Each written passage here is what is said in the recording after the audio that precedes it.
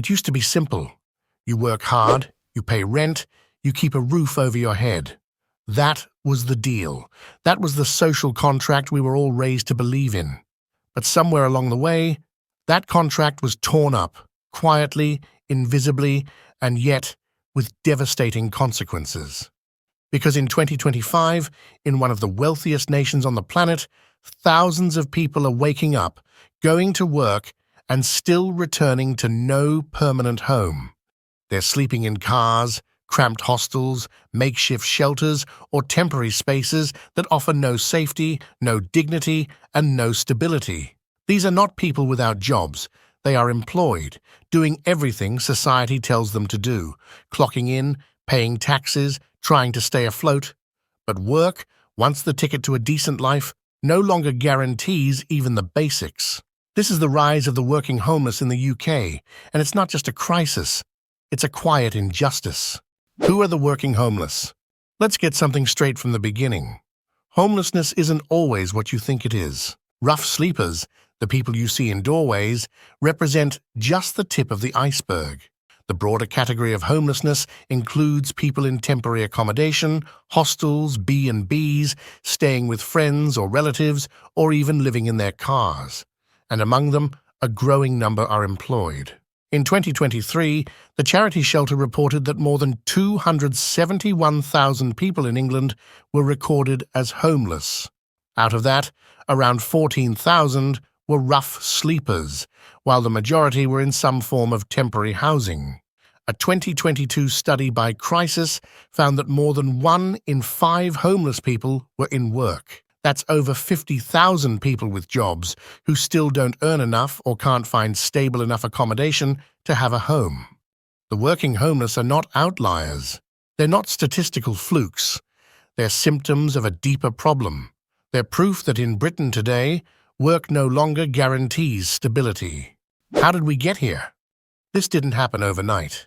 The seeds were planted years ago through a perfect storm of wage stagnation, soaring rents, the erosion of social housing, and brutal austerity. Let's rewind.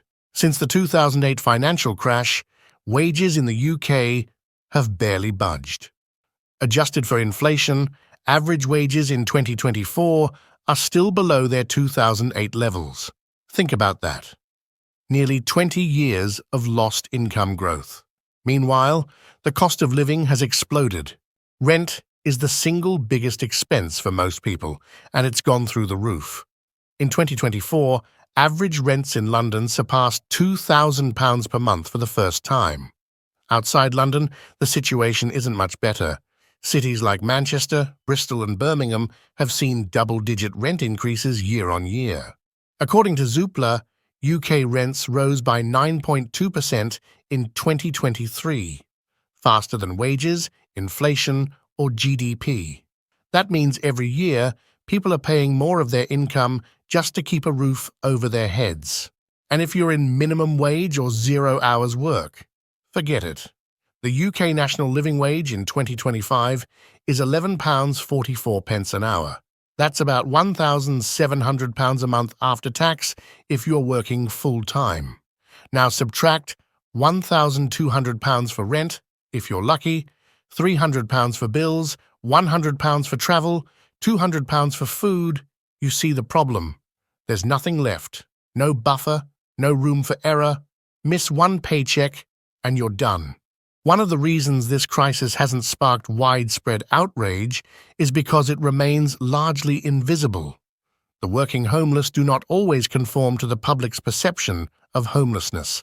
Rough sleepers in city centres or begging on the streets.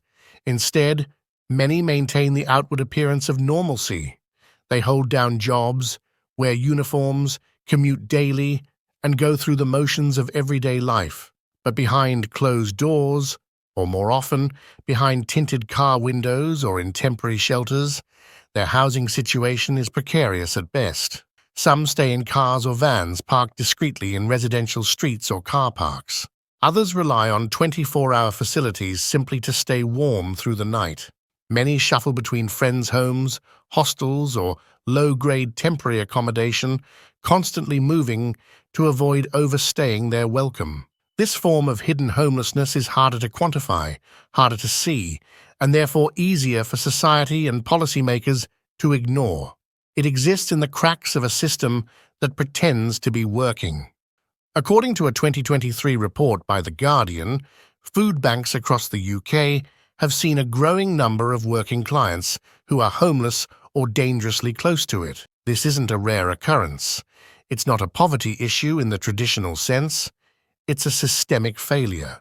There are three structural problems driving the rise of the working homeless. 1.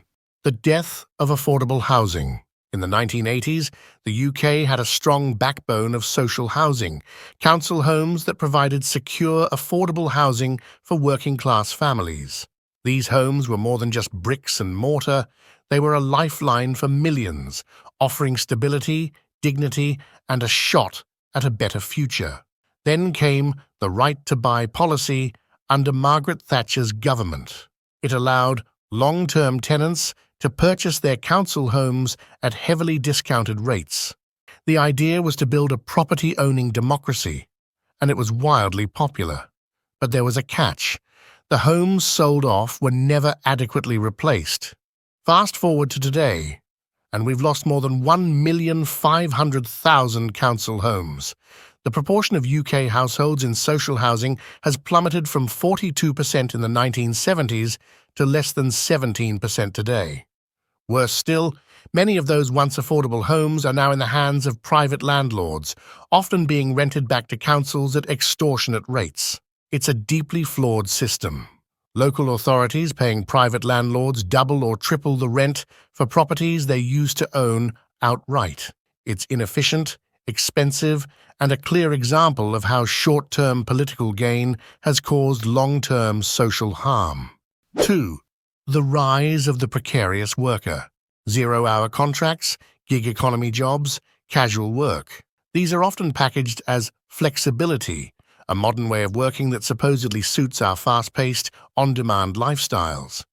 But for millions, this so-called flexibility comes at the cost of security. When your hours change week to week, when your income is unpredictable, how do you plan a life, let alone secure a place to live?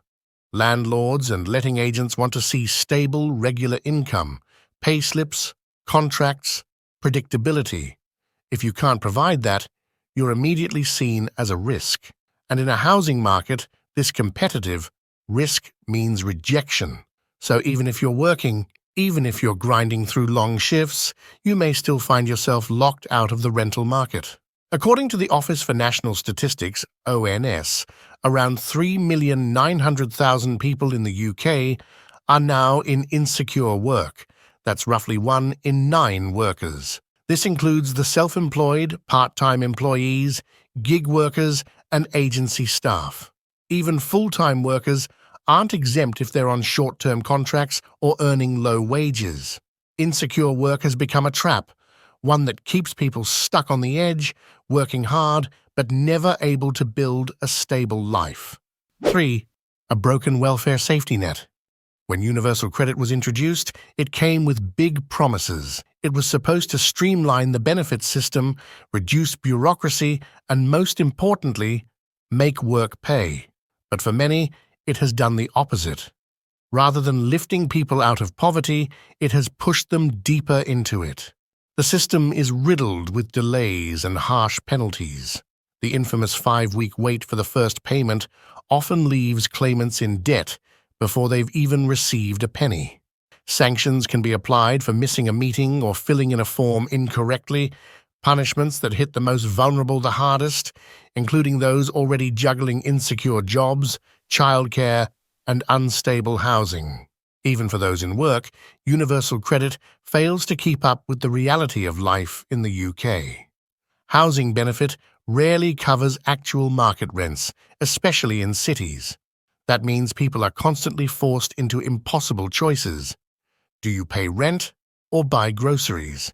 Do you top up the gas meter or pay for the bus to work?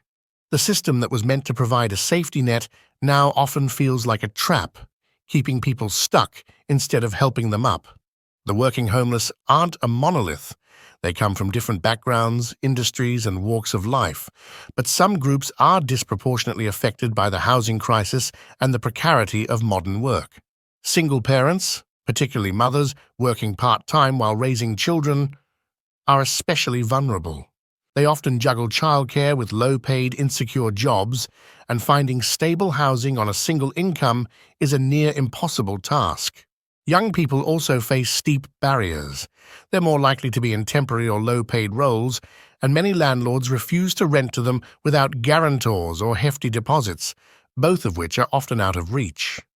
Migrant workers are another group at high risk, overrepresented in sectors like cleaning, agriculture, hospitality, and care, industries that rely on cheap labor but rarely offer job security or fair wages.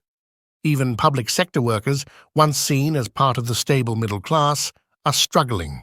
Years of wage stagnation and rising living costs have left nurses, teachers, and social workers priced out of the very communities they serve. Shockingly, some NHS staff have reported sleeping in their cars between shifts because they can't afford rent near their workplace. The very people keeping the country running can no longer afford to live in it. Homelessness takes a brutal toll, not just physically but mentally and emotionally. The constant stress of instability affects everything: sleep, health, self-worth, productivity, relationships. Studies show that people experiencing housing insecurity are more likely to suffer from anxiety, depression, and chronic illness. For working homeless individuals, the shame is often worse because they're doing everything right and still falling behind. Imagine working 40-plus hours a week and still not having a place to call home. That kind of exhaustion isn't just physical, it's existential. You start to question the point of it all. What's the value of work in a system where work doesn't even buy shelter? Despite the growing crisis, political response has been lukewarm at best. We hear promises about leveling up, about affordable homes, about fixing the system, but little changes. Rent controls? Off the table? A massive public house building program? Nowhere in sight. Increasing the minimum wage to a real living wage? Still debated.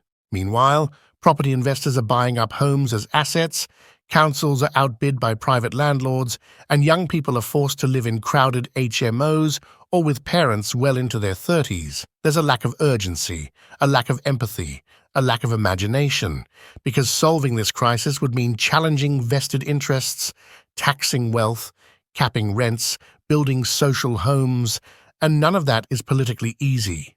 But it's necessary. What can be done? This crisis is not inevitable. It's the result of choices, and we can make different ones. Here's what experts are calling for. Mass investment in social housing is essential. We need to build at least 90,000 new social homes each year, according to Shelter, just to meet current demand. Rent caps and regulation are also on the table. Other countries like Germany, France, and parts of the US have systems in place to prevent runaway rents and keep housing affordable. There's no reason the UK can't do the same.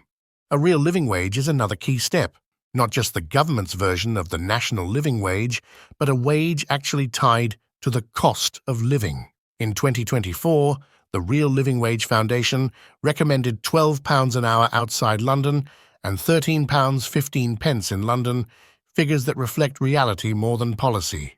We also need stronger protections for renters, including an end to no-fault evictions, longer tenancy agreements, and easier access to legal support. And universal credit needs urgent reform so it supports, rather than punishes, people in low-paid or insecure work.